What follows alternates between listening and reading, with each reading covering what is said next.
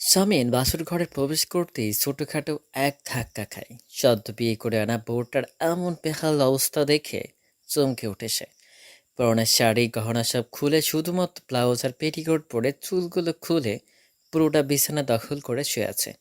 স্বামীর এক পলক দেখেই অন্যদিকে ঘুরে দাঁড়িয়ে জোরে গলা খাঁকড়ি দিল, যাতে বিছানায় হাত পা ছড়িয়ে ছিটিয়ে রাখা মানুষটা শুনতে পাই এবং সে যথাক্রমে নিজেকে গুছিয়ে নেয়। কিন্তু কে শোনে কার গলা খাঁকড়ি? বিছানায় যিনি আছে তার তো ঘুম পেলে দুনিয়াদারি কিচ্ছু মাথায় থাকে না। সে ঘুমন্ত অবস্থায় যদি কেউ তার কানের কাছে গিয়ে সাউন্ড বক্সে ডিজে গান বাজায়, তবুও তার ঘুম ছুটবে না। মিনিট তিনেক চুপটি করে দাঁড়িয়ে রইল সামিন, তবে পেছন থেকে কারো ওঠার বা নিজেকে গুছিয়ে নেওয়ার কোনো শব্দ পেল না। এবার রাগ হতে লাগলো, ভীষণ রাগ হচ্ছে। কেনই বা হবে না? রাত তো কম হয়ে তার উপর সারাদিন এত খাটাখুটনি করতে হয়েছে, এতটা পথ জার্নি করতে হয়েছে। সব মিলিয়ে আবার বিশ্রাম চাই তার। আর এক দণ্ড অপেক্ষা করল না সামিন।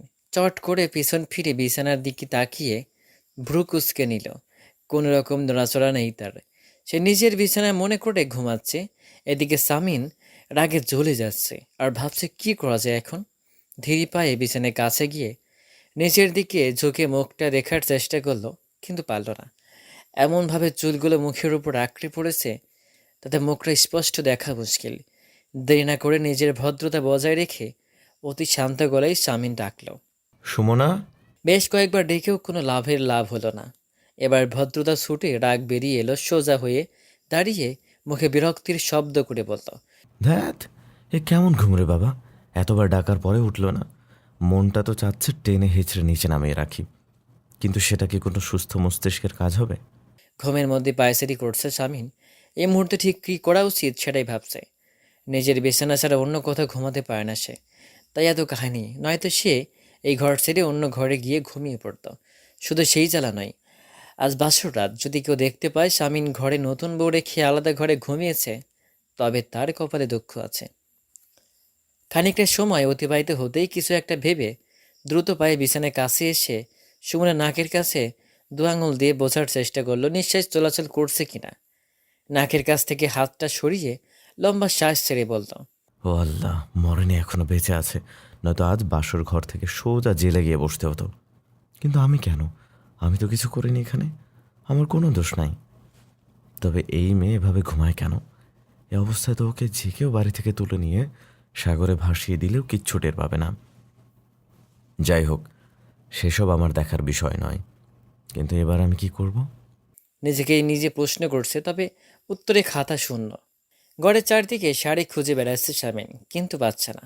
অবশেষে ওয়ার্ডরোবে দেখে মেঝেতে হাঁটু গেঁথে বসে সামনে হাত দুটো ভর করে খাটের তলায় চোখ বোলাতেই শাড়িটা দেখতে পেল। একটু ভেতরের দিকে ঢুকে হাত বাড়িয়ে দিয়ে শাড়িটা টেনে নিজের কাছে নিয়ে এসে দাঁড়িয়ে গেল। শাড়িটা হালকা ঝেড়ে সুমনার উন্মুক্ত শরীরটা ঢেকে দিয়ে আলগোছে মুখের উপর থেকে চুলগুলো সরিয়ে দিয়ে গালে আলতো হাতে স্পষ্ট করে ডাকলো। সুমনা, শুনতে পাচ্ছ? কোনো রকম সারা শব্দ নেই তার।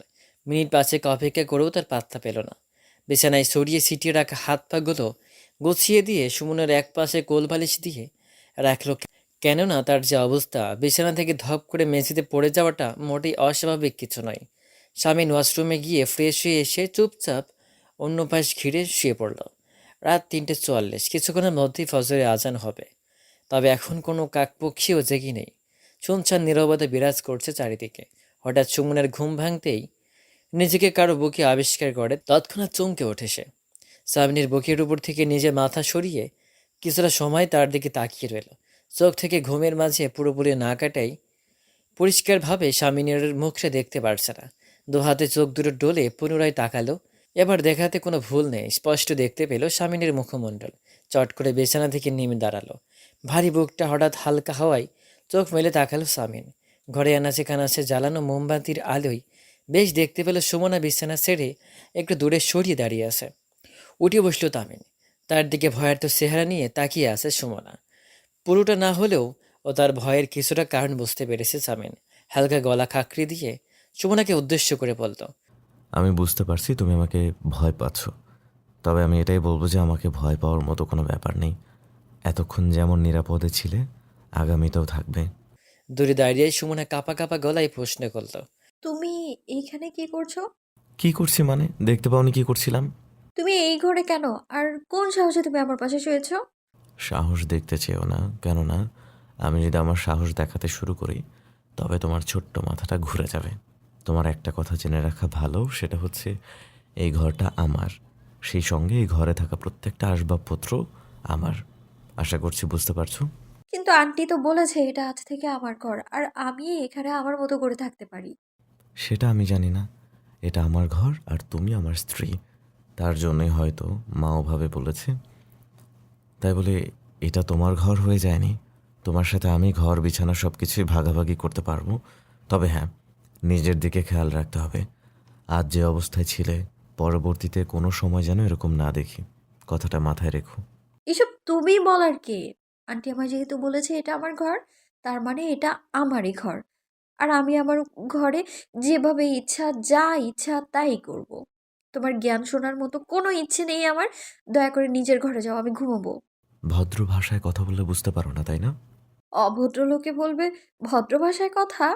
মুহূর্তের মধ্যেই সামিনের শান্তশিষ্ট মেজাজ চটে গেল। বিছানা থেকে নেমে দাঁড়ালো সুমনার দিকে, দুপা এগিয়ে খিটখিটিয়ে গলায় বলল। মানে কি এ কথার? সুমনা এক পা দুপা করে পিছিয়ে যাচ্ছে, ভয়ে গলা শুকিয়ে খাটখাট হয়ে আসছে। এই লোকটা কি খারাপ কিছু করবে? রাগের বশে কি সে আমার গায়ে হাত তুলবে? ভাবনার মাঝে ডুবে আছে সুমনা। তার ভয়াতুর চেহারা দেখে পিছিয়ে এলো সামিন। মেঝে থেকে শাড়িটা তুলে সুমনার দিকে ছুঁড়ে দিতেই চমকে উঠল সে। চোখের পাতা খুলে সামনের দিকে তাকিয়ে স্বস্তি নিঃশ্বাস ছাড়ল। সামিন বিছানায় এক কোণায় বসে আছে, মাথা নিচের দিকে ঝুঁকে। সুমনার শাড়িটা হাতে নিয়ে দরজার দিকে ছুটে যেতেই সামিন টের পেয়ে মাথা তুলে তাকালো। সুমনা আপ্রাণ চেষ্টা করছে দরজার ছিটকিনি খোলার, তবে সে বারবারই ব্যর্থ হচ্ছে। কারণটা হলো তার উচ্চতা। এদিক ওদিক তাকিয়ে চেহারা বা মোড়া জাতীয় কিছু একটা খুঁজতে লাগলো, যাতে পা রেখে দরজা খুলতে পারবে। সামিন নিজের জায়গায় বসে উচ্চ স্বরে প্রশ্ন করলো। কি হচ্ছে ওটা? সুমনা তার খোঁজাখুঁজি চলমান রেখে প্রশ্ন করলো। কোনটা? কোনটা মানে? হ্যাঁ, কোনটা মানে কোনটা? এই যে একবার দরজায় কি যেন করছো, আবার এদিক ওদিক ছোটাছুটি করছো, এসব কি হচ্ছে? কোনো সমস্যা? সমস্যা আমার নয়, সমস্যাটা হচ্ছে তোমার, বুঝলে? না, একদমই বুঝলাম না। তাতে আমার কিচ্ছু আসে যায় না। মোড়া আছে না ঘরে? কোথায় সেটা? মোরা দিয়ে কি হবে এখন? দরজা খুলবো। খুলে? আন্টির কাছে যাব। কেন? ঘুমাবো। তো আমি কি তোমাকে ধরে রেখেছি? আমি আন্টির কাছে ঘুমাবো। চট করে দাঁড়িয়ে গেল সামিন। এই মেয়ে কি বলছে? বাসুরাজ ছেড়ে কেউ শাশুড়ি মায়ের কাছে ঘুমাই? মানুষজন কি বলবে? আর মা সেও তো ভাববে আমি সুমনাকে ঘর থেকে তাড়িয়ে দিয়েছি। কিছু একটা পড়ার শব্দে ভাবনা থেকে বেরিয়ে এলো সামিন। সামনের দিকে তাকাতে দেখতে পেলে মেঝেতে গড়াগড়ি করছে সুমনা। এর মধ্যে কি হয়ে গিয়েছে বুঝতে পারছে না সে। দরজার সামনে ভাঙা মোড়াটা দেখে সবকিছু পরিষ্কার হলো তার কাছে। আজ সকালে যখন সামিনের মা সামিয়া রহমান তাকে জোর করে বিয়েতে রাজি করিয়ে ঘর থেকে বেরিয়ে গিয়েছিলেন, নিজের রাগ সামলাতে না পেরে মোড়াটা তুলে আছাড় মেরেছিল, যার ফলে মোড়ার নিচের একটা অংশ ভেঙে গিয়েছিল। হয়তো ময়নার মা সেটা ভালোভাবে খেয়াল না করেই জায়গা মতো গুছিয়ে রেখেছে। আর সেটাই দাঁড়িয়ে দরজার ছিটকিনি খুলতে গিয়েই সুমনার এই করুণ অবস্থা। স্বামীন দ্রুত পায়ে গিয়ে মেঝে থেকে সুমনাকে তুলে দাঁড় করিয়ে বলল। এত ওস্তাদি করো কেন তুমি? ব্যথাতুর শব্দ করে সুমনা বলল। তোমায় কে বলেছে এই ভাঙা মোড়াটা সুন্দর করে সাজিয়ে রাখতে? এটা যে আমি রেখেছি সেটা তোমাকে কে বলেছে? তোমার ঘর তুমি ছাড়া কি আমি রেখেছি নাকি? ভুলবশত ময়নার মা রেখেছে হয়তো। যাই হোক, ব্যথা পেয়েছো খুব? না, একদমই না, আমি তো খুব মজা পেয়েছি। সুমনার বাহু ছেড়ে দিয়ে গম্ভীর গলায় সামিন বলল। সোজা প্রশ্ন করলে সোজা উত্তর দেবে। এ সমস্ত বাঁকা উত্তর আমার পছন্দ না। কোন আইনে আছে সোজা প্রশ্নের সোজাই উত্তর দিতে হবে? সামিন এক নজর সুমনাকে পরখ করে দেখে বিরক্ত গলায় বলল। দেখে তো মনে হয় ক্লাস 4-5-এ পড়ে, আবার মুখে এত বড় বড় কথা। একদমই মানানসই না। হাত থেকে শাড়িটা বিছানার উপর রেখে সামিনের গেঞ্জি খামচে ধরে উচ্চ স্বরে বলল। আমি 4-5-এ পড়ি? তুমি জানো আমি কোন ক্লাসে পড়ি? কিছু না জেনে না শুনে কেন কথা বলো তুমি? সুমনার হাত দুটো ঝটকা দিয়ে সারিয়ে সামিন রাগান্বিত গলায় বলল। তোমার সাহস কি করে হয় আমার সাথে এভাবে কথা বলার? আমি তোমায় বিয়ে করেছি, তার মানে এই না যে আমার সব কিছু তোমার নামে লিখে দিয়েছি। তাই তুমি যা ইচ্ছে তাই করতে পারো। মা নাকি আমার ভালো চায়, এই তার ভালো নমুনা। জঙ্গল থেকে একটা অসভ্য অভদ্র জঙ্গলি ধরে নিয়েছে, পুরাই অসহ্য। প্রশ্নে বেগে রেগে গেল সুমনা। তার মতো একজন সুন্দরী রূপবতী রাজকন্যার নেই মেয়েকে জঙ্গলি উপাধি দেওয়া হলো? না না, এটা মানা যায় না। হাতের কাছে কিছু না পেয়ে বিছানার উপর থেকে একটা বালিশ নিয়ে ছুরি মারল সামিনের দিকে। সামিন নিজের জায়গায় দাঁড়িয়ে চুপচাপ বোঝার চেষ্টা করছে মেয়েটার মাথা ঠিক আছে কিনা।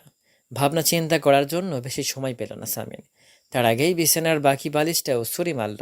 শুধু তাই নয়, বেশ চটে যাওয়া গলায় গর্জে বলে উঠল, তোর এত বড় স্পর্ধা, তুই আমায় জঙ্গলি বললি, অসভ্য অভদ্র বললি তুই আমায়। আমি তোকে খুন করে ফেলবো একদম। এতক্ষণ চুপচাপ থাকলেও এবার আর সেটা হলো না। যে কাজটা সামিন করতে চায়নি, রাগের বশে সেই কাজটা সে করে বসে। শক্ত হাসে কষে দোগলা দূর থাপ্পড় বসিয়ে দিল। বেচারি তাল সামলাতে না পেরে ছিটকে গিয়ে বিছানার উপর পড়তেই হাও মাও করে কাঁদতে শুরু করলো। তার কান্নার শব্দ সামিনের মনে কিছুটা মায়া জন্মালেও পরক্ষণে তার ব্যবহারিক কথা ভেবেই পুনরায় রাগের চোখ মুখ লাল বর্ণ ধারণ করলো। এখানে আর থাকা যাচ্ছে না। সুমনা খুব জোরে জোরে কাঁদছে। গভীর রাত বন্ধ ঘর আওয়াজটা খুব দ্রুতভাবে কানে এসে লাগছে। শামিন দেয়াল ঘড়িতে সময় দেখল। ফজরে আজান দিল বলে। সুমনা বিছানার এক পাশে শুয়ে আপন মনে কাঁদছে। সামিন গিয়ে শান্ত গলায় বলল, শাড়িটা পরে নাও, এক্ষুনি ফজরের আজান দিবে, নামাজ আদায় করবে, চলো। সুমনা মুখ বালিশের তলায় লুকিয়ে কাঁদতে কাঁদতে উত্তর দিল। যাবো না আমি। এক কথা বারবার বলবো না। কথাটা বেশ ঝাঁঝালো কণ্ঠে বলল সামিন। এবার না উঠে কোনো উপায় নেই। আস্তে ধীরে উঠে দাঁড়ালো। মাথা নিচু করে মিনমিনি সুরে বলল, আমি শাড়ি পরতে পারি না। তো পড়তে বলছিল কে? মা পরিয়ে দিয়েছিল। তিনি যেভাবে পড়িয়ে দিয়েছিলেন তুমিও ওভাবেই চেষ্টা করো, পারবে। আমি পারি না তো। আমি একবার চেষ্টা করব। সুমনা মুখে কিছু বলল না। দুদিকে মাথা নাড়িয়ে সম্মতি দিল। সামিন শাড়ি হাতে নিয়ে নিজের সর্বোচ্চ দিয়ে চেষ্টা চালিয়ে যাচ্ছে। শুরুটা সুন্দর হলেও শেষাংশে এসে কেমন যেন সবকিছু গোলমেল হয়ে গেল। স্বামীর মুখে বিরক্তির শব্দ করে বলল, হচ্ছেই তো না রে বাবা, এটা কি করে পড়ে মেয়েরা? আচ্ছা তুমি কি সঙ্গে করে জামা এনেছো তো একটা? আমি তো এখানে আসতেই চাইনি, আমায় জোর করে ধরে বেঁধে আনা হয়েছে, তাহলে জামা কি করে আনবো? এখন কি করব? আমি জানি না কিছু। আর একদমই কথা বলার সময় নেই। মসজিদের মাইকে আজান শুরু হয়ে গিয়েছে। কোনো দিশা না পেয়ে শাড়িটা পেঁচিয়ে কোনো মতো উন্মুক্ত জায়গাগুলো ঢেকে দিল। সুমনা চুলগুলো খোপা করে মাথায় ভালো করে ঘোমটা দিয়ে ওয়াশরুমের দিকে গেল। অধু শেষে ঘরে এসে সাবিনের উদ্দেশ্যে বলল, জায়নামাজ কোথায় রাখা থাকে? ওয়াইড্রোবে আছে, দেখো। স্বামীন এক মুহূর্তে দেরি না করে পাঞ্জাবি হাতে নিয়ে ওয়াশরুমে ঢুকে গেল। অজু শেষ হাত মুখ মুছে ঘরে এসে পাঞ্জাবি পকেট থেকে টুপিটা বের করে মাথার পরে নিয়ে খেয়াল করলো নামাজ আদায় করার জায়গায় পাশাপাশি দুটো জায়নামাজ বিছানো। একটাই খালি, অন্যটাই সুমনা চুপটি করে বসে আছে। স্বামীন এগিয়ে গিয়ে ছোট্ট করে প্রশ্ন করলো। তোমার নামাজ আদায় করা হয়েছে? স্বামীনের গলা শুনে চট করে উঠে দাঁড়ালো সুমনা আর ছোট্ট করে বলল। না।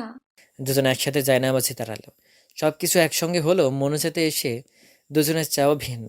সুমনার চাওয়া, ও আল্লাহ, যত দ্রুত সম্ভব তুমি আমায় এই বাড়ি থেকে আর এই খারাপ মানুষটার থেকে উদ্ধার করো। আমি থাকতে চাই না এখানে, তুমি একটু দয়া করো আল্লাহ। তার পাশে বসা মানুষটা আল্লাহর দরবারে দুহাত তুলে আবদার করছে। হে আল্লাহ, বিয়েটা আমার ইচ্ছায় হোক বা অনিচ্ছায় সেটা বড় বিষয় নয়। বিয়েটা আপনার ইচ্ছায় হয়েছে, আপনি যেভাবে চেয়েছেন সেভাবেই হয়েছে। আপনার ইচ্ছে বান্দাদের মঙ্গল। আমি মানতে বাধ্য, এই বিয়ে আমার জন্য আপনার রহমত বয়ে নিয়ে আসবে। আপনি আমাদের মেহেরবানি দান করুন আল্লাহ। আমাদের মধ্যে বয়সের অনেক তফাৎ, তবু যেন আমরা সকল পরিস্থিতিতে নিজেদেরকে মানিয়ে নিতে পারি। আপনি যে বাঁধনে আমাদের দুজনকে বেঁধে দিয়েছেন মৃত্যুর আগ পর্যন্ত, যেন আমরা সেই বাঁধনে নিজেদেরকে জড়িয়ে রাখতে পারি। আজ আমি যে অন্যায়টা করেছি তার জন্য আমি ক্ষমা চাই। নিশ্চয়ই আপনি ক্ষমাকারী। পুরো বিছানা জুড়ে হাত পা মেলে ঘুমাচ্ছে সুমনা। ছাদের রেলিংয়ের উপর হাত রেখে চোখ দুটো বুজিয়ে চুপটি করে দাঁড়িয়ে ভোরবেলার ঠান্ডা আবহাওয়া উপভোগ করছে সামিন।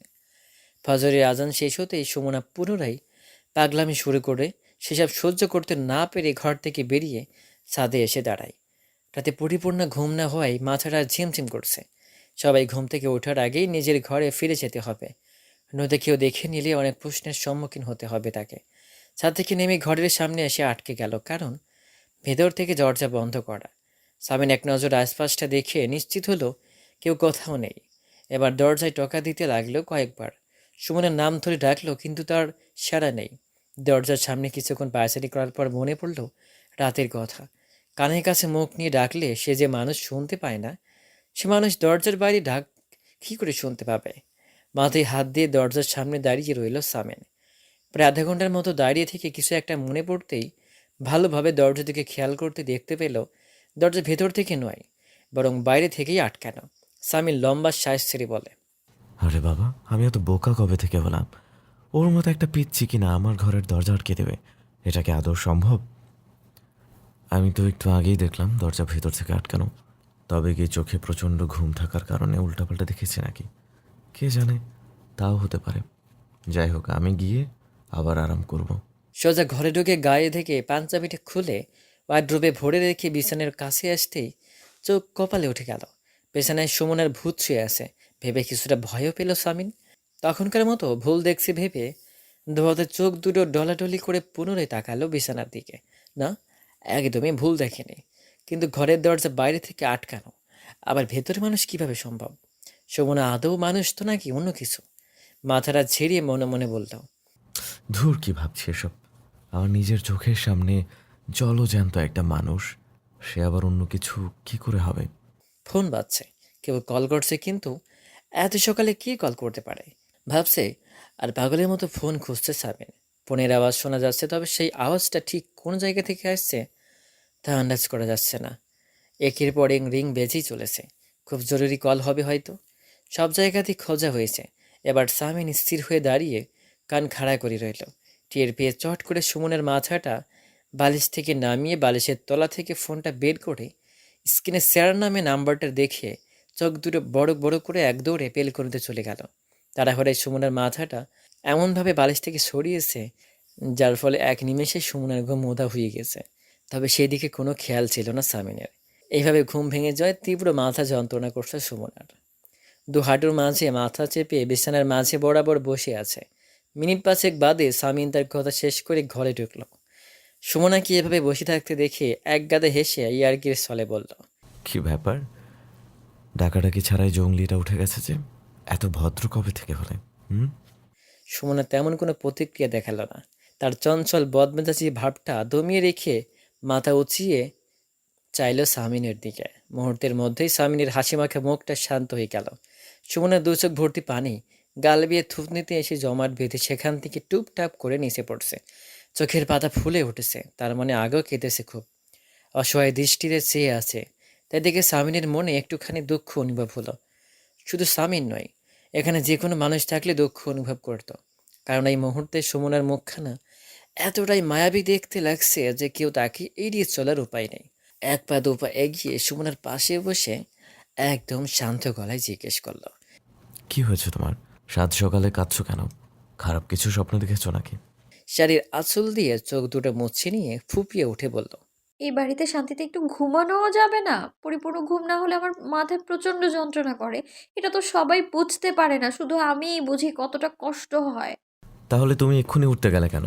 আরও কিছুক্ষণ ঘুমাতে তো পারতে। সুমনের রূপ পাল্টে গেল। চোখে মুখে তীব্র রাগ নিয়ে গজগজ করে বলতে শুরু করলো, এখন ভালো মানুষের নাটক করছো? ভেবেছো আমি তোমার চালাকি বুঝতে পারবো না, তাই তো? জঘন্য মানুষ একটা তুমি। যতটুকু ভালো ভেবেছিলাম তার চেয়েও ১০০ গুণ খারাপ তুমি, বুঝতে পারছো? শামিন বোঝার চেষ্টা করলো এখানে তার ভুলটা ঠিক কি। কেন সুমনা তাকে এতগুলো মন্দ কথা শোনালো। সে তার ভুলটা ধরতে না পারি অবাক সুরে জিজ্ঞেস করলো, কি হয়েছে? এসব কি বলছো তুমি? মাথা ঠিক আছে নাকি ডাক্তার দেখাতে হবে? বলো, জলদি বলো। হাতের কাছে বালিশ পেয়ে ছুরি মারলো সামিনের দিকে। শামিন সুমনের মতলব টের পেয়ে নিচের দিকে ঝুঁকে গেল। ওদিকে বালিশটা সোজা টি টেবিলের উপর রাখা কাঁচের গ্লাসটায় লেগে মেঝেতে পড়ে টুকরো টুকরো হয়ে গেল। সামিন সোজা হয়ে বসে মেঝের দিকে তাকালো। গ্লাসটার এমন অবস্থা দেখে গম্ভীর গলায় বলল, ভালোভাবে বলছি, নিজের সীমার মধ্যে থাকো, নয়তো এর ফল ভালো হবে না। ছোট মানুষ হয়ে বড় বড় কথা বলা, এভাবে এটা সেটা ভাঙচুর করা আমার একদমই পছন্দ না। নিজের কথা শেষ হতেই বিছানা থেকে উঠিয়ে দাঁড়ালো সামিন। সেই মুহূর্তে সুমনা বলতে লাগলো, আমি তোমার দাসী নই যে তোমার পছন্দ অপছন্দ মেনে চলবো আমি। আমি সুমনা ইসলাম, ঐশী। কারো ২ টাকার হুমকি ধামকি পরোয়া করি না আমি, বুঝলে? এসেছে কোত্থেকে তার পছন্দ মতো চলতে হবে আমায়। আরে চলবো না আমি তোমার পছন্দ মতো? কি করবে তুমি? রাতের মতো দুগালে ২টো থাপ্পড় দিবে, এই তো? সামিন পিছন ফিরে সুমনার চোখে চোখ রেখে বলল, তুমি আমার দাসী নাও, কিন্তু তুমি আমার স্ত্রী। স্ত্রীর মানে বুঝো? ছোট্ট মস্তিষ্কে এর মানে ধরা দিবে না। আগে বড় হও, তারপর বুঝবে। বাকি রইল আমি কি করব। আমিও সামিন ইয়াসার। আমি কি করব বা কি করতে পারি তার ব্যাপারে তোমার কোনো ধারণাই নেই। যদিও রাতে এক চিমটি নমুনা দেখিয়েছিলাম। যাই হোক, ছোট মাথায় বেশি চাপ দেওয়া উচিত না। এমনিতেই মাথা যন্ত্রণা করছে, তারপর দেখা যাবে মাথা ফেটে গেছে। স্বামীর মুখ টিপে হেসে তোয়ালিটা কাঁধে নিয়ে ওয়াশরুমে ঢুকে গেল। এদিকে রাগে কিলবিল করছে সুমনা। বিছানা থেকে উঠে কাছের টুকরোগুলো তুলতে লাগলো। খুঁটে খুঁটে কাছের টুকরোগুলো তুলে ময়লার ঝুড়ির দিকে পা বাড়াতেই পায়ে হালকা ব্যথা অনুভব করলো। তবে সেটা পাত্তা দিল না সুমনা। কেননা তার দীর্ঘ বিশ্বাস এখানে অবশিষ্ট কোনো কাছের টুকরো নেই, সব তার হাতে। স্বামীন ওয়াশরুম থেকে বের হতেই মেঝের দিকে খেয়াল করলো রক্তের দাগ। সুমনার প্রত্যেক কদমে কদমে রক্তের দাগ, সেই দাগ ধরে সাবিন মিলকনিতে পৌঁছালো। এক কোনায় চুপটি করে দাঁড়িয়ে আকাশ পেনে চেয়ে আছে সুমনা, এবং রক্তের দাগটি তার পা পর্যন্ত সীমাবদ্ধ। স্বামীন উপস্থিত টের পেয়ে নড়ে সরে দাঁড়ালো সুমনা। স্বামীন পায়ের দিকে নজর রেখে চিন্তিত সুরে বলল, এই পা নিয়ে তুমি এখন এখানে দাঁড়িয়ে আছো? দেখি কতখানি কেটেছে। ওখানে বসো। একটা চেয়ার টেনে বসতে বলল। তার কথা মতো সুমনা বসে বলল। কার পা ভেঙেছে? ইতিমধ্যে হাঁটু গেঁথে বসেছে স্বামীন। পা দেখার চেষ্টা করছে, কিন্তু সুমনা পা একদমই তুলছে না, বরং শক্তি খাটিয়ে মেঝেতে চেপে রেখেছে। সুমনের অমন ধাওয়ার কথা শুনে তার মুখের দিকে তাকিয়ে বলল, পা ভেঙেছে মানে? এর মানে তো আমি জানি না। তুমি তো কেবল বলে কার নাকি পা ভেঙেছে। পাগল তুমি নাকি আমি সেটাই বুঝতে পারছি না। গাদি পা কেটেছে তোমার, সেটাই বলছি। বলি এক, শোনে আরেক, যত সব। স্বামীনের কথা শুনে চট জলদি নিজের পায়ের দিকে নজর দিতেই বাচ্চাদের মতো চিৎকার করে কাঁদতে শুরু করে সুমনা। স্বামীন কানে আঙুল গুজে সেখান থেকে ঘরে এসে দ্রুত ফার্স্ট এড বক্স নিয়ে সুমনের কাছে গিয়ে পুনরায় হাঁটু গেঁথে বসে সুমনা সেই পাটা স্বামীনের হাঁটুর উপরে রেখে ক্ষত জায়গাটা পরিষ্কার করে ওষুধ লাগিয়ে ব্যান্ডেজ করে দিল। বেশ খানিকটা কেটেছে, আর রক্ত তো বন্ধই হচ্ছে না। নিজের কাজ শেষ করে আলতো করে পাটা নিচে নামিয়ে বলল, এতখানি কেটে গেছে অথচ তুমি টের পাওনি? এটা কি করে সম্ভব? তখনও সুমনা কেঁদে যাচ্ছিল, কিন্তু স্বামীনের প্রশ্ন শুনে নিজেকে একটু শান্ত করলো উত্তর দেওয়ার জন্য। দুহাতে গাল দুটো মুছিয়ে নরম গলায় বলল, আমি যখন কাঁচের টুকরোগুলো ময়লার ঝুড়িতে ফেলতে যাচ্ছিলাম, তখন কিঞ্চিত ব্যথা অনুভব করেছিলাম, কিন্তু আমি না বুঝতে পারিনি এভাবে পা কেটে যাবে। আমি নিজেই তো খুঁটে খুঁটে সব কয়টা কাঁচের টুকরো মেঝে থেকে তুলে নিয়েছিলাম, তবু কি করে এটা হলো? তোমাকে বলেছিলাম এসব করতে। না তো।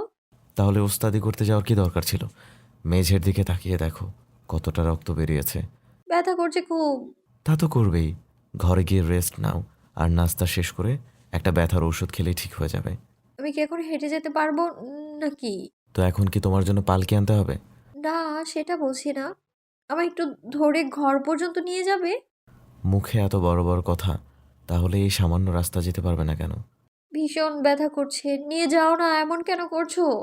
আমার কাজ আছে। আমি আন্টিকে বলে দিব তুমি রাতে আমায় মেরেছো, আর এখন আমার পা কেটে দিয়েছো। তারপর ভালো হবে না? ভয় দেখাচ্ছ আমায়? ভয় পেয়েই তো ইচ্ছের বিরুদ্ধে গিয়ে বিয়ে করলে, আবার লেকচার মারো। স্বামীনের কথা না বাড়িয়ে চেয়ার থেকে সুমনাকে পাজা গলা করে তুলে হুড়মুড়িয়ে ঘরের ভেতরে এসে ধপ করে বিছানার উপর ছেড়ে দিতেই ব্যথায় আতকে উঠল সুমনা। সেদিকে পাত্তা না দিয়ে ঘর থেকে বেরিয়ে সোজা ড্রয়ার রুমে বসলো। সেখানে উপস্থিত ছিল স্বামীনের বাবা মা। ছেলেকে এত সকালে উঠতে দেখে অবাক হলেন রফিকুল্লাহ খান এবং সাজেদা খান। মুচকি এসে সাজেদা স্বামীনকে জিজ্ঞেস করলো, কি ব্যাপার শামিন? হ্যাঁ, যে তুই সকালে উঠেছিস? তুই তো বাসায় থাকতে খুব দেরি করে ঘুম থেকে উঠিস। টি টেবিলের উপর থেকে খবরের কাগজটা হাতে নিয়ে গম্ভীর গলায় স্বামীন বলল, সেই উপায় রেখেছো কি মা? তুমি আর বাবা মিলে হাতে তুলে আমার জীবনটা নষ্ট করে দিলে। কতবার বলেছিলাম আমি বিয়ের জন্য প্রস্তুত না, তবু শুনলে না আমার কথা। আর যখন বিয়ে করালেই নম্র ভদ্র প্রাপ্তবয়স্ক একজনের সঙ্গে করাতে, যার সঙ্গে আবার বনিবনা হতো, এমন একজনকে আমার ঘাড়ে চাপিয়ে দিলে। যেমন ছোট তেমনই অভদ্র ফাজিল। ওর সাথে আমার এক দণ্ড বনিবনা হয় না। তাহলে সংসার কি করে করবো বলতে পারো মা? দেখ বাবা, তোকে তো সব কিছু জানিয়েছি, কিচ্ছু লুকাইনি তোর থেকে। আমরা দুই বান্ধবী সেই ছোট্ট কাল থেকে ঠিক করেছি আমাদের দুজনের ছেলে মেয়ে বিয়ে দেব। তাহলে এখন সেই কথার খেলাপ করি কিভাবে বল? হ্যাঁ, সোনা এখনো খুব ছোট, তার বোধ বুদ্ধি সম্পূর্ণ হয়নি, তাই বলে কি সে কোনোদিন বড় হবে না?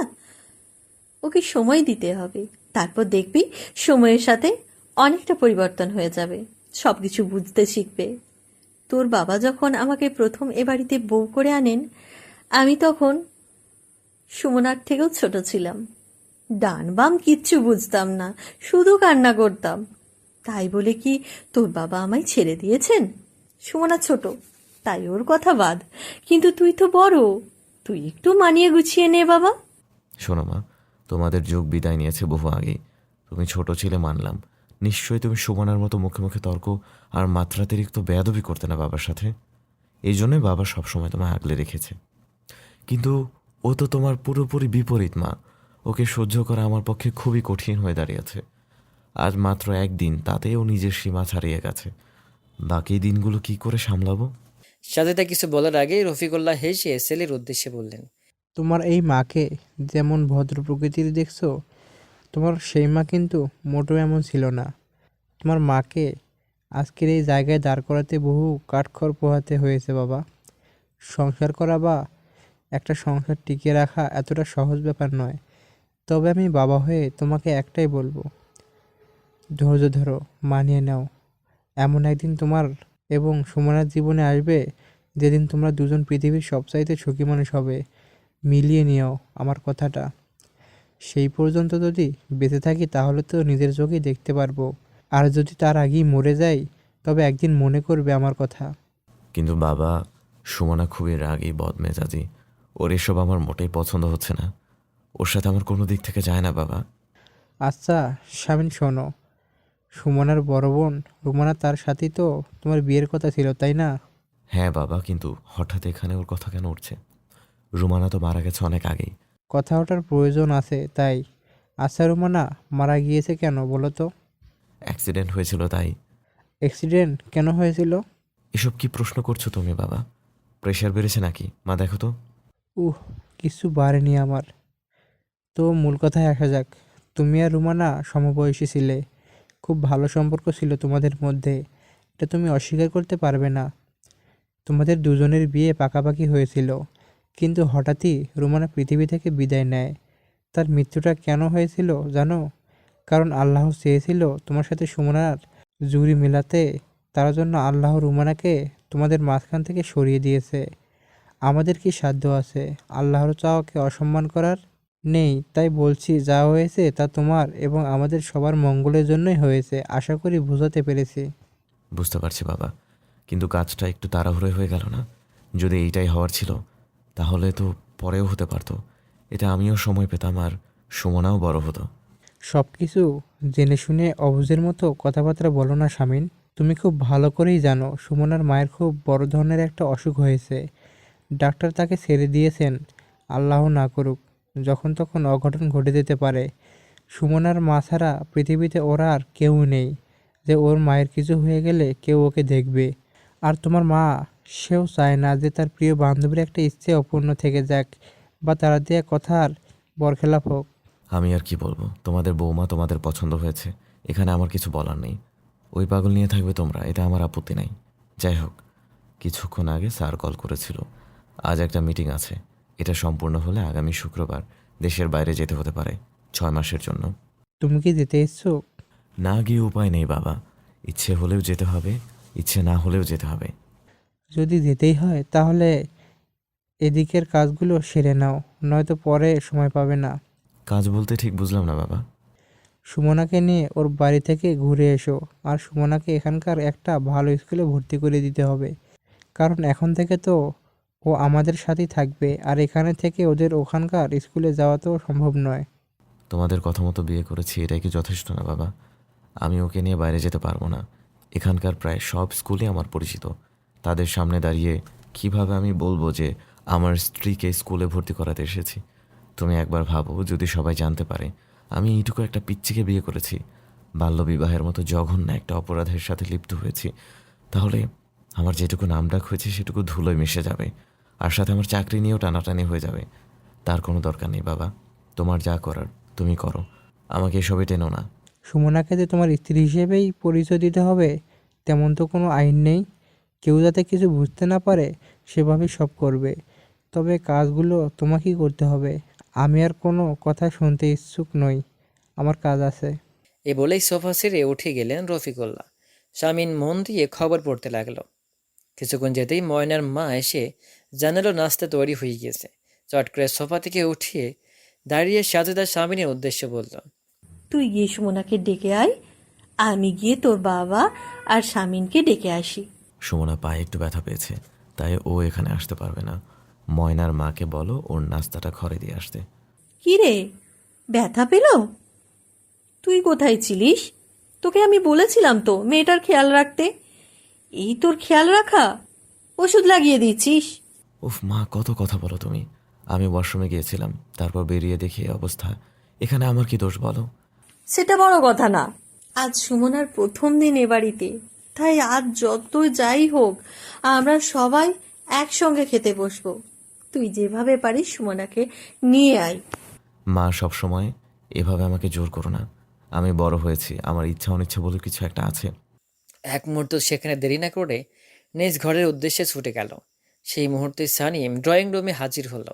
বড় ভাইয়ের এমন রাগী চেহারা দেখিয়ে গলা শুকানোর ন্যায় ধীরে পায়ে মায়ের কাছে এসে নিচু গলায় জিজ্ঞেস করলো, ভাইয়া, এত রেগে বেরিয়ে গেলে কেন মা?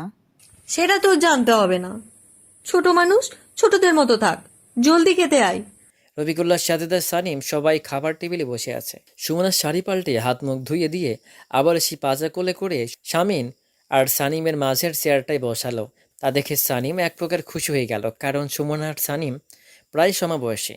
সানিমের থেকে সুমনা একটু বড়। সবার সাথে হাসি মুখে কথা বলল সুমনা। সাজেদা সবার প্লেটে নাস্তা দিয়ে সে নিজেও খাওয়া শুরু করলেন।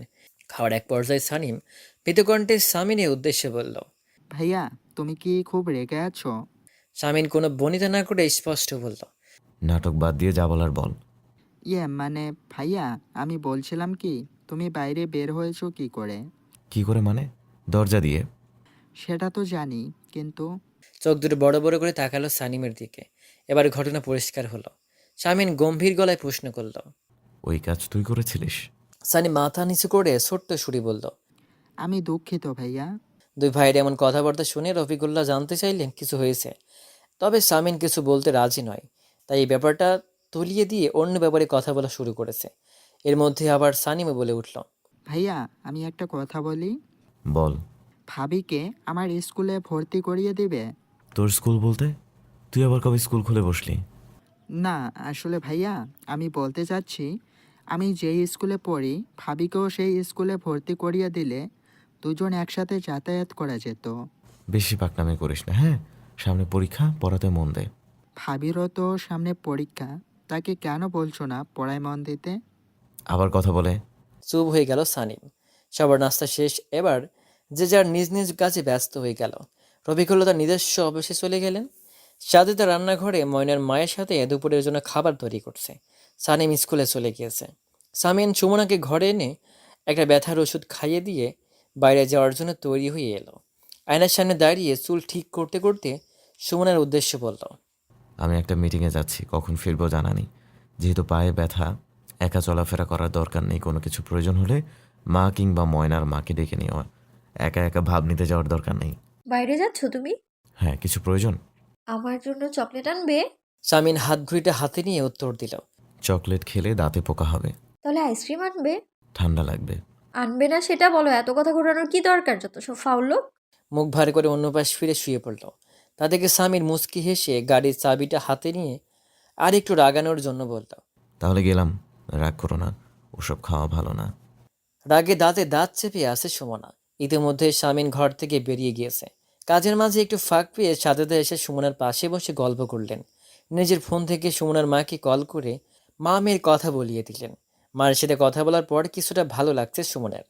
এই বাড়িতে শামিন বাদে বাকি সবাইকে বেশ ভালো করেই চেনে।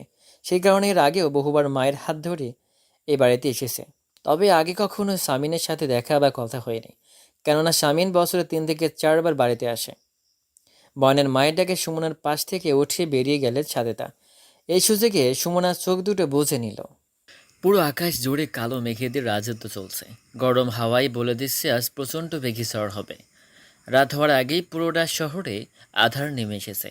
যে যার নিজ নিজ বাড়িতে ফেরার জন্য ব্যাকুল হয়ে উঠেছে। সবাই এদিক সেদিক ছুটোছুটি করছে। কে ঝড়ের আগে বাড়ি ফিরতে পারে। ড্রাইভিং সিটে বসে সেসব দেখছে শামিন। তবে যে তার বাড়ি ফেরার তাড়া নেই তেমনটা নয়। আপনার চেষ্টা করছে ঝড়ের আগে বাড়ি ফিরতে, তবে রাস্তাঘাটের যানজটে পড়ে সেটা সম্ভব হচ্ছে না। ঘণ্টাখানেক হবে অপেক্ষা করছে কখন যানজট কমবে, কিন্তু কমার কোনো নামগন্ধ নেই। ওদিকে ক্রমশ আবহাওয়া ভয়াবহ রূপ ধারণ করছে। সাজেদার নির্দেশে প্রত্যেকটা ঘরের দরজা জানালা বন্ধ করে দিচ্ছে ময়নার মা। সবশেষে সামিনের ঘরে এলো, বিছানার দিকে খেয়াল করতেই দেখতে পেল সুমনা নেই। এমন সময় কারেন্টটাও চলে গেল। বাইরেও অন্ধকার, ঘরেও অন্ধকার। হঠাৎ বাতাসের গতি বেড়ে গেল, খুব জোরে বাতাস আসছে বেলকনির দরজা দিয়ে। তাই ময়নার মা দেরি না করে চটজলদি সব কিছু বন্ধ করে ঘর থেকে বেরিয়ে গেল। আসলে নামাজ আদায় করতে বসেছেন সাজেদা। সানি ফোনে গেম খেলতে ব্যস্ত। রফিকুল অফিস থেকে এখনও ফেরেননি। সেই সাথে সামিনও যানজটে পড়ে আছে।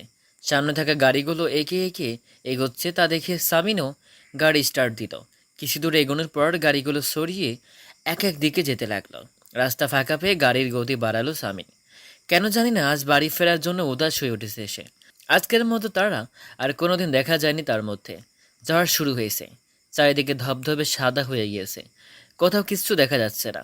এর মধ্যে গাড়ি চালানো ঠিক হবে না, তাই একটা নিরাপদ জায়গা দেখিয়ে সেখানে থামালো গাড়িটা। টানা 1 ঘন্টা ঝড় বয়ে গেল। এবার পরিস্থিতি কিছুটা শান্ত হয়েছে, তবে বৃষ্টি থেমে নেই। স্বামিনীর মনে একটু শান্তি মিলছে না, শুধু বাড়ি ফেরার জন্য অস্থির হয়ে উঠেছে। 2 ঘন্টা রাস্তা 1 ঘন্টায় পাড়ি দিয়ে অবশেষে বাড়ির গেটে ঢুকলো।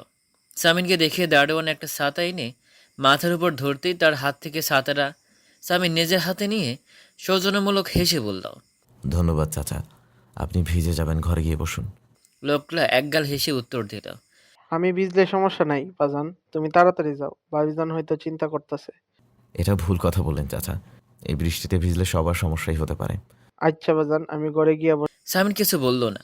পেছনের সিটের উপর রাখা কিছু শপিং ব্যাগ সেগুলো হাতে নিয়ে এক দৌড়ে ভেতরে চলে এলো।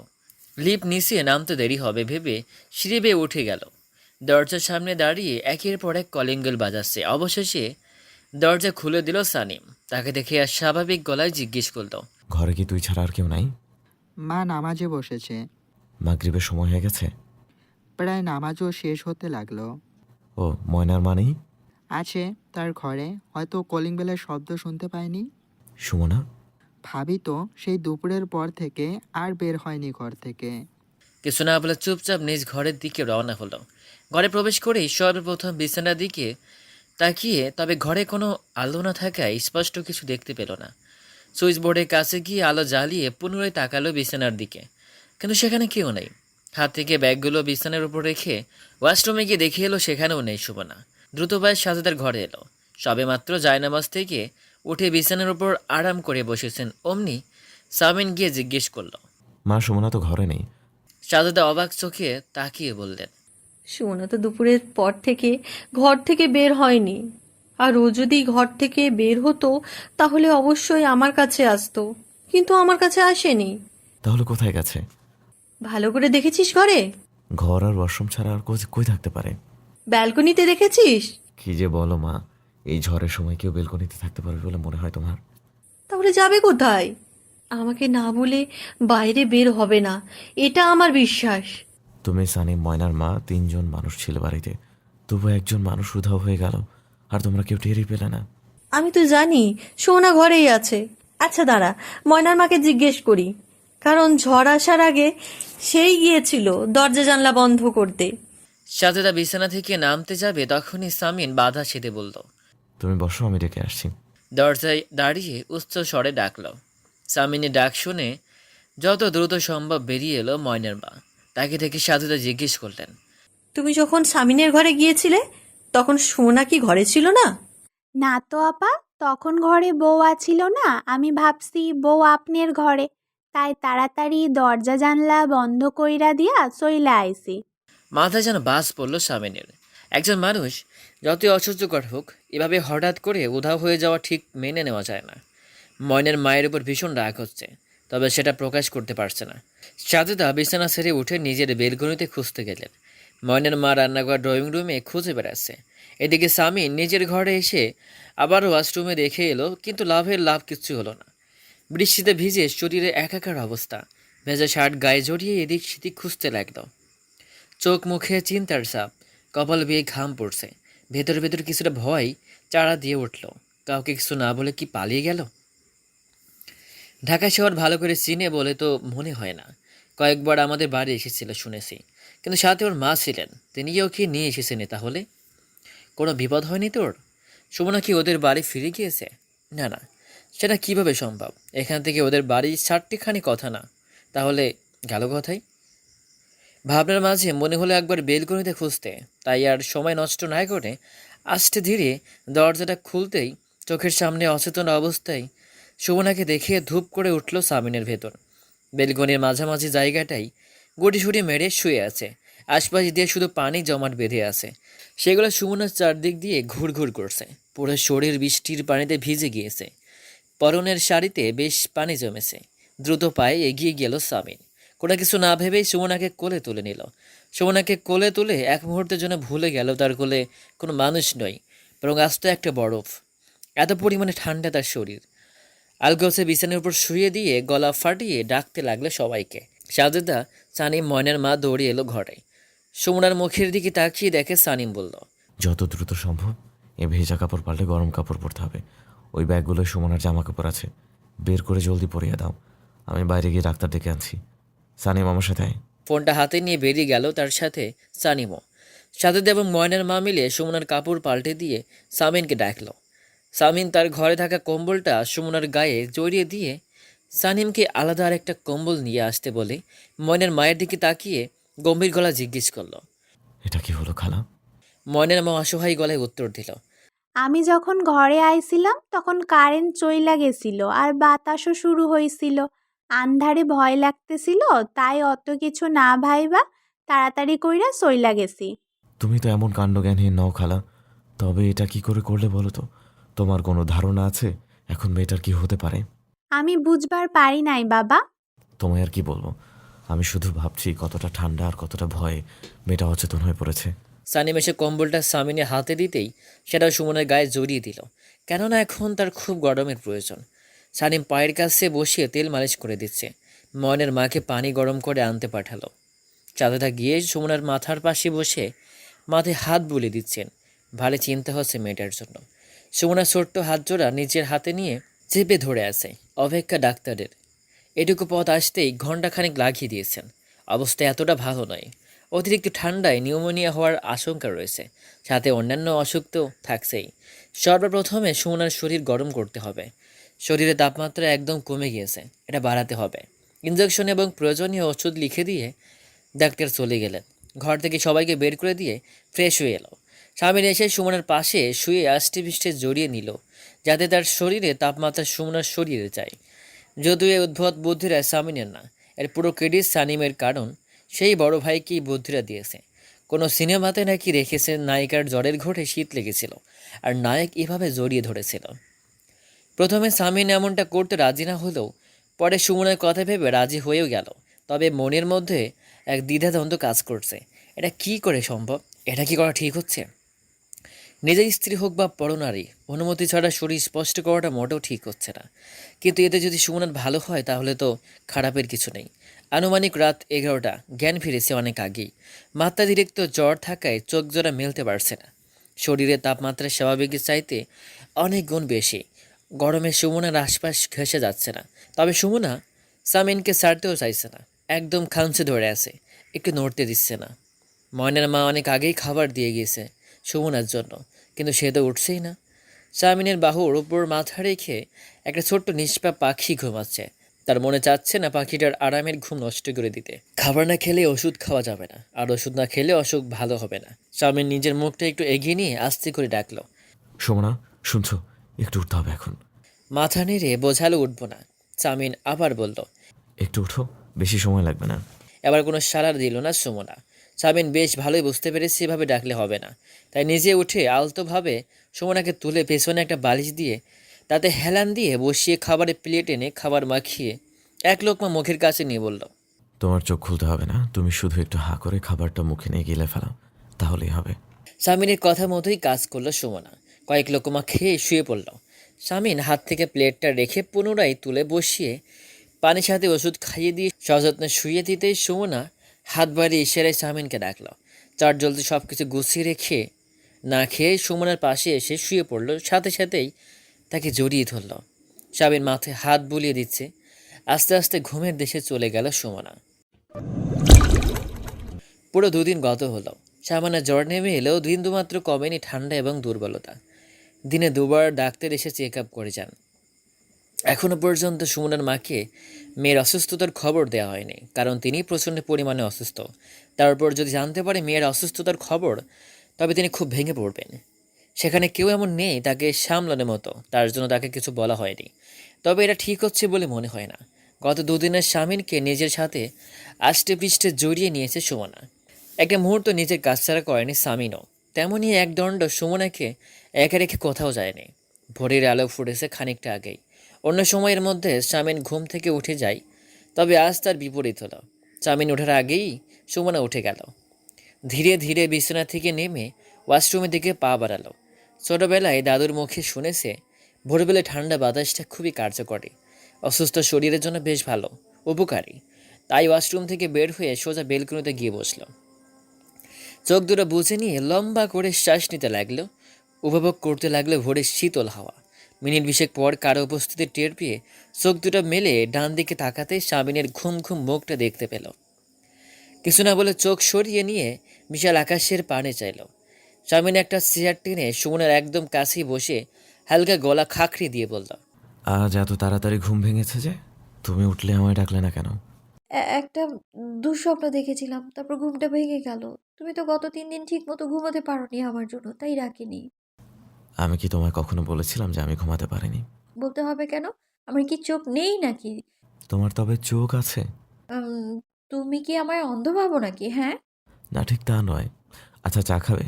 গত 2 দিনে চা খেতে খেতে আমার অবস্থা কঠিন। তাহলে কি খাবে বলো? কিছু না, ভালো লাগছে না আমার। কেন ভালো লাগবে না? এখানে খারাপ লাগার মতো তো কিছু দেখছি না। আমি এখানে থাকতে চাই না, আমি আমার মায়ের কাছে থাকতে চাই। আমি মাকে ছাড়া কখনো কোথাও গিয়ে এইভাবে থাকিনি। হঠাৎ অসুস্থ হয়ে গেলাম, নয়তো আমি নিজেই ছুটে যেতাম মায়ের কাছে। সুমনার গলায় বেশ মায়া জড়িয়ে কথাগুলো শেষ করলো। এভাবে বলাতে সামিনের খুব মায়া হলো। কিন্তু কি করবে সে? আজ বাদে কাল তাকে দেশ ছাড়তে হবে। আরও কিছু কাজ বাকি রয়েছে, সেগুলো সম্পূর্ণ করতে হবে। হাতে এতটা সময়ও নেই। এর মধ্যে সুমনাকে গ্রামে নিয়ে যাওয়া, আবার শহরে ফিরে আসা সম্ভব হবে কি? তার উপর সুমনার শারীরিক অসুস্থতা, এতটা পথ জার্নি করা মোটেও ঠিক হবে না। ক্লান্ত চোখ দূরের দিকে তাকিয়ে অতি নরম গলায় সামিন বলল, মাকে আসতে বলি। তিনি এসে কয়েকদিন থেকে গেলে তোমারও ভালো লাগবে, মায়েরও ভালো লাগবে। চোখে মুখে কিছুটা রাগী ভাব টেনে সুমনা বলল, মা কেন আসবে এখানে? তার এখানে আসার কোনো দরকার নেই, আমি নিজেই তার কাছে চলে যাব। একা যেতে পারবে তো? একা কেন যাব? আমি কি স্বেচ্ছায় এখানে এসেছি নাকি একা? তোমরা জোর করে আমায় এনেছো, এখন তোমরাই আমাকে আমার বাড়িতে পৌঁছে দিবে, বুঝতে পেরেছো? বুঝতে পেরেছি, কিন্তু আমার হাতে সময় নেই। নয়তো অবশ্যই তোমায় নিয়ে গিয়ে ঘুরিয়ে আনতাম। ঘুরিয়ে আনতাম মানে? আর সময় নেই কেন? তা তোমার কি ইচ্ছে সেখানে সারা জীবন থাকার? তাছাড়া আর কি? আমি মাকে ছাড়া এইভাবে থাকতে পারছি না। নিশ্চুপ সাবিন চেয়ার থেকে উঠে দাঁড়ালো। ঘরের উদ্দেশ্যে এক পা বাড়াতেই হাতটা ধরে নিল সুমনা। ছলছল চোখে সামিনের দিকে তাকিয়ে বলল, নিয়ে যাবে আমায়? বিশ্বাস করো, আমি মায়ের কোলে মাথা রেখে ঘুমালেই সুস্থ হয়ে যাব। তারপর তোমাকে আর কষ্ট করতে হবে না, আমার সেবাও করতে হবে না। নিয়ে চলো না আমায়। আমি চা আনছি, খেলে ভালো লাগবে। আমি কি বলেছি তোমায়? এত কথা বলো না, মাথা ব্যথা করবে। ছিঁড়ে দিল হাত। সামিন চটজলদি রান্নাঘরে এসে 2 কাপ চা বানিয়ে নিয়ে এলো। সুমনা মুখ ভার করে বসে আছে, তা দেখে সামিন দুষ্টু হেসে বলল, আমার পিচ্ছি পরি বাপের বাড়ি যেতে পারেনি বলে তার মুখ ভারী। সাবিনের দিকে অসহায় দৃষ্টি দিয়ে তাকিয়ে বলল, মজা করছো? একদমই না। এই যে চা ধরো। সামিনের হাত থেকে চায়ের কাপটা নিয়ে তাতে চুমুক দিল। সামিন পাশের চেয়ারটায় বসে চায়ে চুমুক দিয়ে বলল, আচ্ছা, তুমি তখন বললে দুঃস্বপ্ন দেখেছো। আসলে কি দেখেছো বলো তো? স্বপ্নটা স্পষ্ট না, তবে এটা আমি বেশ বুঝতে পেরেছি আমার কাছ থেকে মূল্যবান কিছু হারিয়ে যাচ্ছে। আমি খুব করে যাচ্ছি, তবে কাছে পাচ্ছি না, ক্রমশ আমার কাছ থেকে দূরে সরে যাচ্ছে, অনেক দূরে। সে কি মানুষ ছিল নাকি অন্য কিছু? হয়তো মানুষ। ও, আমায় রেখে এসো না, এখানে আমার দম বন্ধ লাগে। রেখে আসা সম্ভব নয়। গতকাল এমন হতে পারতো আমরা দুজন একসাথে গিয়ে একদিন থেকে আজ ফিরে আসতাম, কিন্তু তুমি তো অসুখ বাঁধিয়ে বসে আছো। সেখানে আমার কি দোষ বলো? আমি কি ইচ্ছে করে এসব করেছি? সব দোষ ময়নার মায়ের। আমি কতবার করে ডাকলাম, কত কান্নাকাটি করলাম, কিন্তু সে তো কিচ্ছু শুনতেই পেল না। সেই আমায় আটকে রেখে চলে গেল। আমি কত ভয় পেয়েছি জানো তুমি? বাজে মহিলা একটা। আল্লাহ জানে তার সাথে আমার এমন কি শত্রুতা আছে। বড় মানুষদের ব্যাপারে এসব বলতে নেই সুমনা। তুমি কি নিশ্চিত তোমার ডাক ময়নার মা শুনেছে? তবুও দরজা খোলেনি? না, নিশ্চিত নই। তবে তার কি উচিত ছিল না একবার বেলকনিতে এসে দেখার? মানুষ মাত্রই ভুল। সে সময় পরিস্থিতি এমন ছিল যে সে একা ঘরে বা বেলকনিতে ঘুরতে ভয় পাচ্ছিল। সবচেয়ে বড় কথা হচ্ছে এই সময়ে বেলকনিতে কেউ থাকবে তা ময়নার মা ভাবতেই পারেনি। শুধু সে নয়, তার জায়গায় আমি থাকলেও এটাই করতাম। তোমাকে কে বলেছিল ওরকম একটা অবস্থায় বেলকনিতে আসতে? কেউ বলেনি আমায়। ঘরে আমার ভালো লাগছিল না, তাই এসেছিলাম বাইরেটা দেখতে। যাই হোক, তোমায় একটা কথা বলা হয়নি। আমাকে আগামীকাল দেশের বাইরে যেতে হবে। মানে? কেন যাবে? হেডকোয়ার্টার থেকে আদেশ এসেছে, যেতেই হবে। তুমি যেন কিসের চাকরি করো? অনেক আগে শুনেছিলাম আন্টির মুখে, এখন মনে নেই। তুমি হয়তো এখন অবধি আমায় ভালো করে দেখোনি, তাই বলতে পারছো না। সামিনের দিকে তাকালো সুমনা। কয়েক মিনিট পরখ করে দেখে বলল। সেনাবাহিনী, তাই না? সুমনার প্রশ্ন শুনে সামিন হো হো করে হেসে বলল। মানুষ ছোট হলে কি হবে, বুদ্ধি ইয়া বড়। সেনাবাহিনী বলে ভাব নিচ্ছ? আমিও একদিন পুলিশ হব, বুঝলা?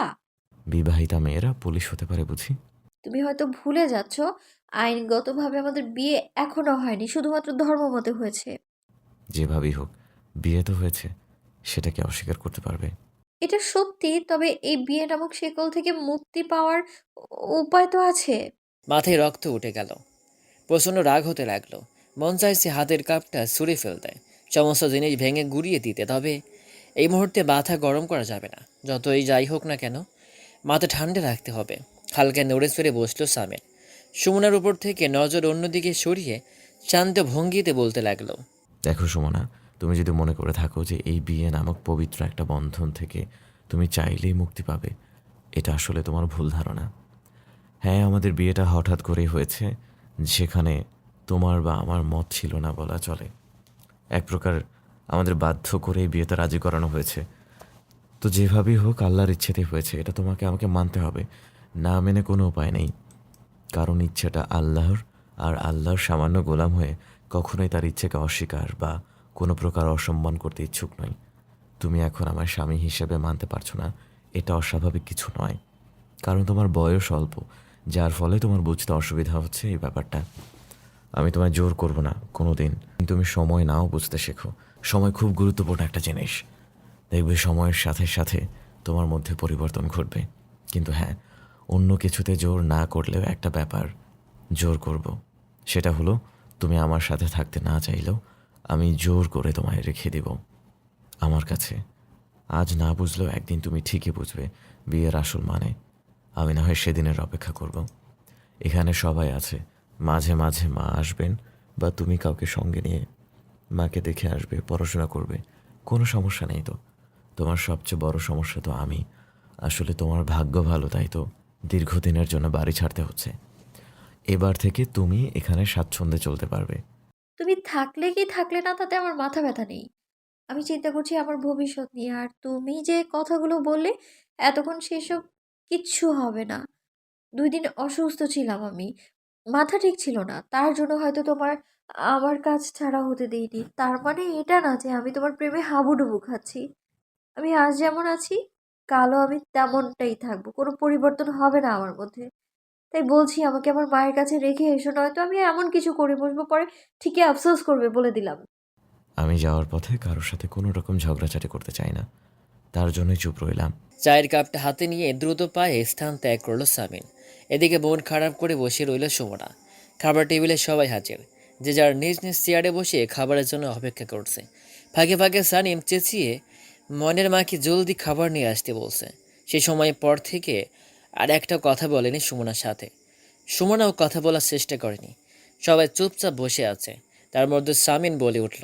আগামীকাল সকাল 11টা নাগাদ আমার ফ্লাইট, 10টার মধ্যে বেরোতে হবে। আর বাবা, তোমার দায়িত্ব সেটা হলো সুমনাকে সানিমদের স্কুলে ভর্তি করে দিবে, আর কিছুদিন পর পর ওকে গ্রামে নিয়ে যাবে। গাড়ি আর ড্রাইভারকে পাঠিয়ে মাকে এখানে আনতে পারো, সমস্যা নেই। আর হ্যাঁ, আমি এখন একটু বেরোবো, ঠিক 12টার মধ্যে বাসায় আসবো। সুমনাকে তৈরি হয়ে থাকতে বলবে। আমি এসে ওকে নিয়ে গ্রামে যাব। তার সাথে এটাও বলে দিও, মাত্র 1 ঘন্টা, এর চেয়ে বেশি সময় থাকা যাবে না। চেয়ার ছেড়ে উঠে দাঁড়ালো। তা দেখে রফিকুল্লাহ বললেন, সব কিছু ঠিক আছে, কিন্তু দাঁড়ালে কেন? বসো বলছি। বাবা, আমার তাড়া আছে, তোমরা সবাই খেয়ে নাও, আমি বাইরে থেকে খেয়ে নিব, আসছি। শামিন বাইরে যাওয়ার জন্য একদম তৈরি হয়ে খেতে এসেছিল, কিন্তু ময়নের মায়ের খাবার দিতে দেরি হচ্ছে বলে উঠে গেল। সাজেদা এবং সানিম খুব জোর করলো, তবে পুনরায় বসল না সে চেয়ারে। ঘড়ির দিকে তাকিয়ে হুড়মুড়িয়ে সদর দরজা দিয়ে বেরিয়ে গেল। শামিন যাওয়ার 5 থেকে 10 মিনিট পরেই খাবার এলো। সবাই খাওয়া শুরু করলো, তবে সুমনা মুখে খাবার তুলছে না। রফিকুল্লাহ বিষয়টা খেয়াল করে বললেন, মারে, মন খারাপ করিস না, খেয়ে নে।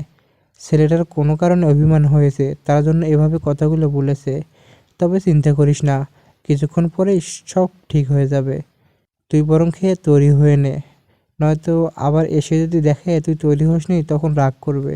রফিকুল্লাহর কথা শেষ হতেই সাজেদা বলতে শুরু করলেন, কখনো ভাবিস না আমরা তোকে অযত্নে রাখবো বা কোনো কিছুর কমতি রাখবো। তুই ফারজানার কাছে যেমন ছিলিস আমার কাছেও তেমনিই থাকবি। তুই তো তোর মায়ের মতো আমার কাছে সব কিছু বলিস। এই অভ্যাসটা পরিবর্তন করিস না, তবেই হবে। মায়ের জন্য মন খারাপ হলে আমায় বলবি, আমি নিজে তোকে নিয়ে যাব তোর মায়ের কাছে। বুঝতে পেরেছিস? সুমনা কাঁদো কাঁদো গলায় বলল, জি আন্টি। আন্টি কি রে বোকা মেয়ে, তুই না খুব পাকা। তবে কি এটা জানিস না, আন্টি নয় মাই বলতে হয়। এবার থেকে মা বলার অভ্যেস করবি, ঠিক আছে? হুম। এক্ষুনি একবার ডাক তো শুনি। মা। আলহামদুলিল্লাহ। যেমন তুই মিষ্টি, তেমনই তোর মা ডাকটা মিষ্টি। নে এবার চট জলদি খেয়ে নে। খাবার খেয়ে ঘরে চলে এলো সুমনা। ওষুধ খেতে গিয়ে লক্ষ্য করলো সকালে ওষুধগুলো সব বের করা, কিন্তু কে সব ওষুধের মধ্যে থেকে এগুলো আলাদা করে রেখেছে। চিন্তা ভাবনা বাদ দিয়ে খেয়ে নিল। 11:55। সুমনা একদম তৈরি হয়ে বসে আছে।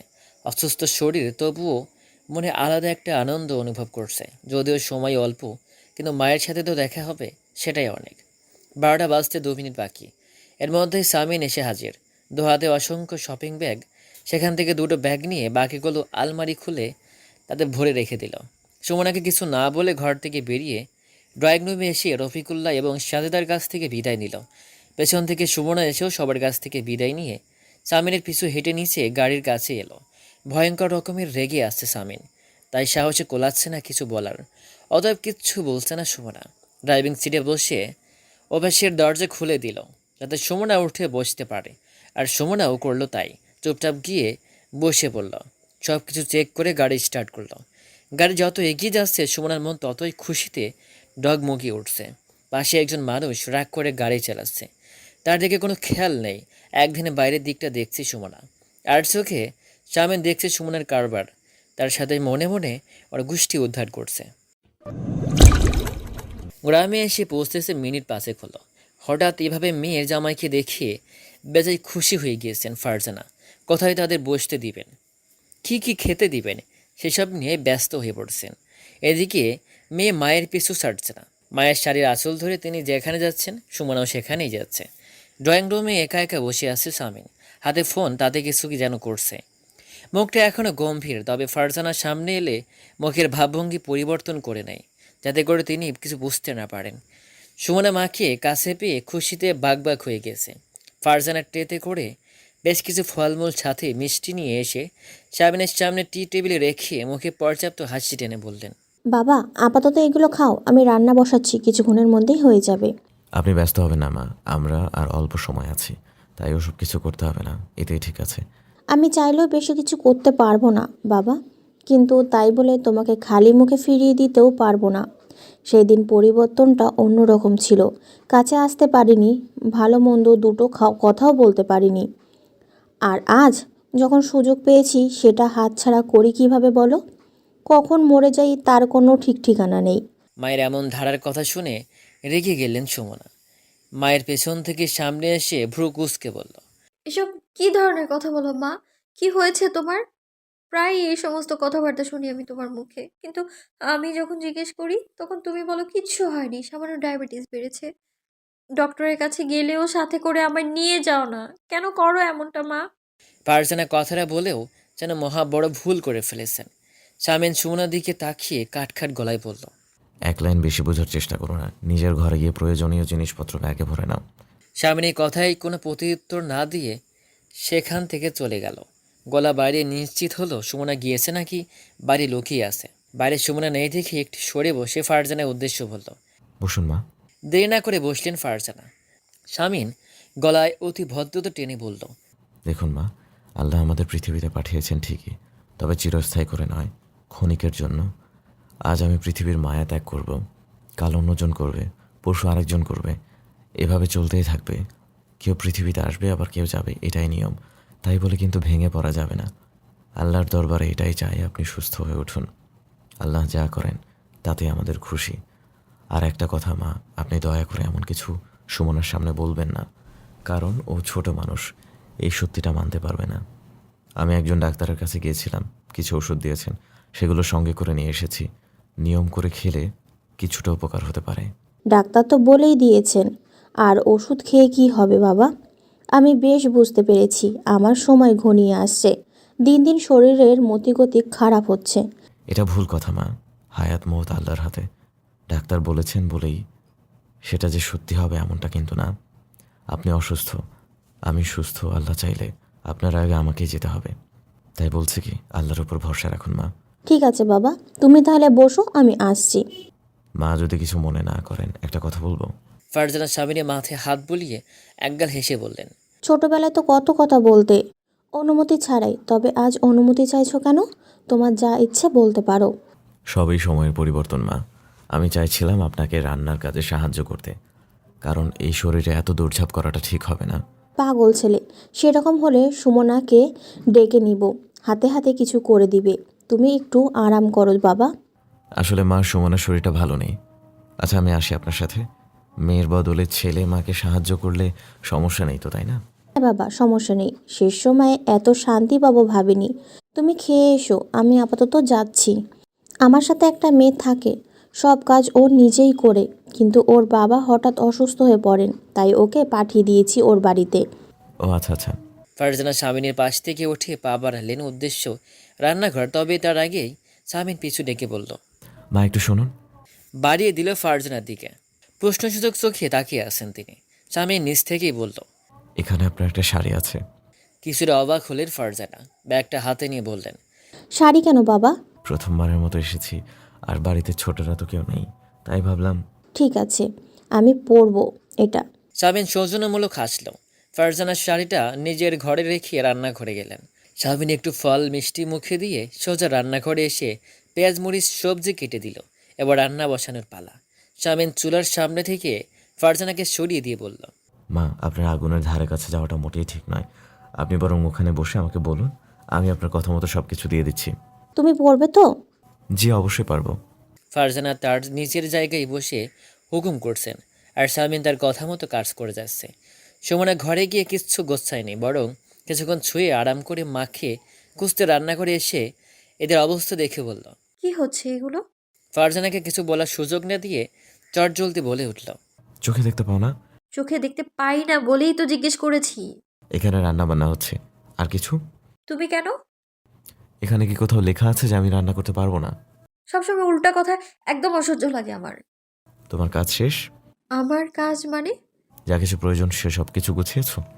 না, না মানে? আমি আর কোথাও যাচ্ছি না, তাই জিনিসপত্র গোছানোর দরকার নেই। আকাশ থেকে বলল শামিন। বাসা থেকে তো বলে এসেছে 1 ঘন্টার জন্য আসবে, আবার চলে যাবে, তবে এই কথা কেন? শামিন ওদিক ওদিক না দেখে নিজের কাজ চলমান রেখে বলল, আপোষে না গেলে হাত পা বেঁধে নিয়ে যাব, কিন্তু যেতে তোমাকে হবেই। শামিনের এমন কথা শুনে ফারজানা মুখ টিপে হাসলেন। সুমনা অস্ত স্বরে বলল, আমি বলেছি তো যাব না।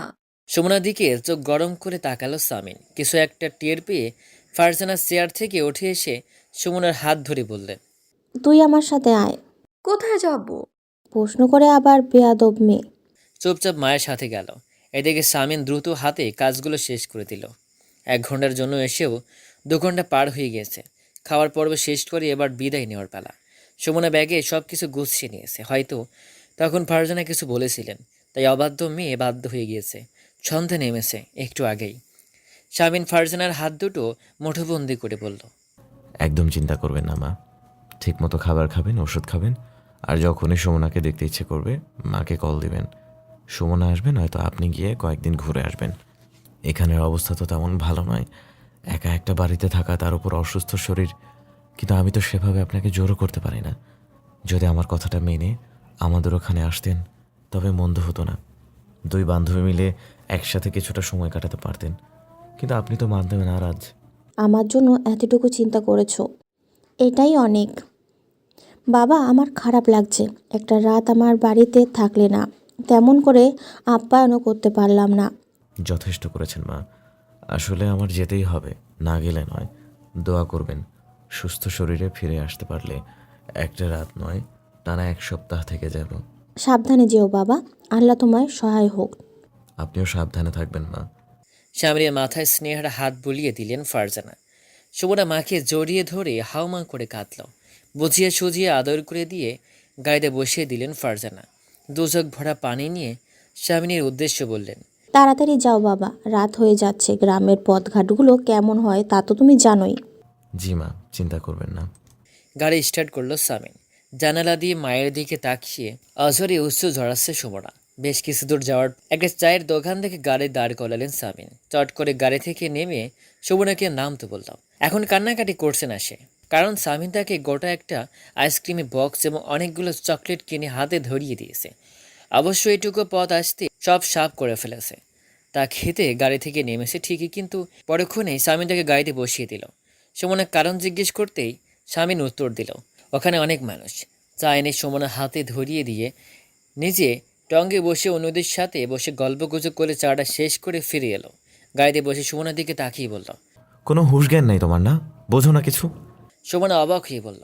কি করলাম আমি? উত্তর দিল না সামিন। সুমনার উপর থেকে নজর সরিয়ে সামনের দিকে তাকালো। সামনে একটা মোড় পেয়ে আবারও গাড়ি থামালো। জানালা দিয়ে মাথা বের করে কিছু যেন খুঁজছে। কাঙ্ক্ষিত জিনিসটা দেখতে গাড়ি থেকে নেমে গেল। সুমনা বিরক্ত হয়ে বলল, আবার কোথায় যাচ্ছ? 20 মিনিট হয়নি চা খেয়েছো, এর মধ্যেই আবার চা খেতে হবে? এভাবে চলতে থাকলে তো সকাল হয়ে যাবে বাসায় পৌঁছাতে। চুপচাপ বসো, আমি এক্ষুনি আসছি। এই বলে সামিন ছুটে গেল। সুমনা চুপটি করে গাড়িতে বসে লক্ষ্য করছে সামিন একটা ফার্মেসিতে ঢুকেছে। মিনিট দুয়েক পর আবার বেরিয়ে এলো হাতে একটা প্যাকেট নিয়ে। সুমনের পাশে এসে দরজা খুলে দিয়ে বলল, দ্রুত নেমে এসো। কেন? বেশি কথা বলো না তো। কি দরকার সেটা তো বলবে। দরকার আছে, তুমি নেমে এসো। সুমনা গাড়ি থেকে নামতেই সামিন তার পেছনে দাঁড়িয়ে বলল, সোজা ওইদিকে হেঁটে যাবে। আমি চিনি না, তুমি আগে যাও। যেটা বলেছি সেটা করো। তুমি পেছনে কেন? মুখ বন্ধ রাখতে পারো না? আচ্ছা যাচ্ছি, কিন্তু তোমার হাতে কি? ওখানে গিয়ে দেখতে পারবে। সামনে দেখানো পথে হাঁটতে শুরু করলো। দুজন এসে দাঁড়ালো পাবলিক টয়লেটের সামনে। জায়গাটা একটু নির্জন। সাধারণত পাবলিক টয়লেটের সামনে প্রচুর ভিড় থাকে, তবে এখানে তেমন কিছুই চোখে পড়ছে না। হয়তো রাত বলে এমনটা। সুমনার পিছু থেকে সামনে এসে প্যাকেটটা হাতে দিয়ে বলল, ওটা মেয়েদের টয়লেট, যাও জলদি বেরিয়ে আসবে। আজব তো, আমি কখন বললাম যে আমি টয়লেটে যাব? তুমি বলনি, কিন্তু আমি যেতে বলেছি তাই তুমি যাবে। এখানেও জুলুম করবে? আরে বাবা, আমি জুলুম কেন করতে যাব? তোমার এটা প্রয়োজন তাই যেতে বলেছি। আমার কি প্রয়োজন সেটা কি আমার থেকে তুমি বেশি জানো? সুমনা, কথাটা বোঝার চেষ্টা করো। তোমার সমস্যা হয়েছে, পেছনে পুরো কাপড়ে দাগ লেগে আছে। কিসের দাগ? সেটা নিজেই দেখে নাও। সুমনা মাথাটা ঘুরিয়ে পেছন থেকে চিৎকার করে বলল, এই রক্ত কোত্থেকে এলো আমার কাপড়ে? তুমি কি করেছো বলো? আমাকে কেটে দিয়েছো তুমি, তাই তাই এরকম রক্ত বের হয়েছে না? শান্ত হও সুমনা, আমি কিচ্ছু করিনি। এমনকি এর আগে কখনো হয়নি। না তো, কিন্তু এটা কি হয়েছে আমার? সুমনা কাঁদতে শুরু করলো। এদিকে স্বামীর নিজের মাথায় হাত দিয়ে বলল, আল্লাহ, একে মেয়ের সাথে বিয়ে করিয়ে দিলে আমায়, এখন আমি কি করব? তুমি কি করবে সেটা পরে ভেবে এবার বলো আমি কি করব। মা যদি জানতে পারে তবে সোজা আমার মেয়েরে বালি চাপা দিয়ে দিবে। শোনো, এটা ভয়ের কিছু না। তুমি ভেতরে যাও, ওই প্যাকেটের গায়ে কিছু লেখা আছে, সেগুলো পড়ে যেভাবে লেখা আছে সেভাবেই করো, তাহলেই ঠিক হয়ে যাবে। কি আছে এই প্যাকেটে? আরে বাবা যাও না, গেলেই তো দেখতে পারবে। ভেতরে অন্ধকার, ভয় লাগছে, তুমি এসো না। ধুর বোকা, আমি আলো জ্বালাচ্ছি, তুমি যাও। ঠিক আছে, দরজা ধরেই দাঁড়িয়ে থাকবে, কোথাও যাবে না কিন্তু, হ্যাঁ? আচ্ছা যাও। স্বামীর পকেট থেকে মোবাইল বের করে ফ্ল্যাশ লাইট জ্বালিয়ে নিল। সেই আলোয় সুমনা ভেতরে ঢুকে গেল। স্বামীর দরজাটা চাপিয়ে নিল আর সুমনের কথাগুলো ভেবে হাসছে। একটু পরে ভেতর থেকে সুমনা বলে উঠল, এই এগুলো কি প্যাকেটে? যাই হোক, ওখান থেকে একটা নিয়ে বাকিগুলো আমার হাতে দিয়ে দাও। তোমাকে কেন দিব? আমার মতো কি তোমারও হয়েছে? আল্লাহ মালুম। খিলখিল করে হাসছে সামিন। প্যাকেটটা সামিনের হাতে দিয়ে কিছুক্ষণ পরেই বেরিয়ে এসে নাক ছিটকে বলল, এসব বাজে কাজ কেউ করে? তুমি আমায় দিয়ে এটা করালে তো আমি বাসায় গিয়ে সবাইকে বলে দিব। এসব কাউকে বলতে নেই।